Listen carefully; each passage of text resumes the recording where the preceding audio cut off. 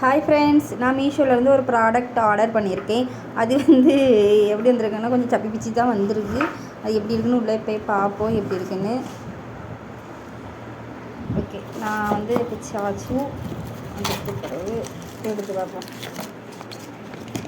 இது warranty card கொடுத்துருக்காவ, name எதுவும் போடல. எனக்கு வாரண்டி கார்டு இது உள்ளே இருக்கிறது எப்படி இருக்குன்னு பார்ப்போம்.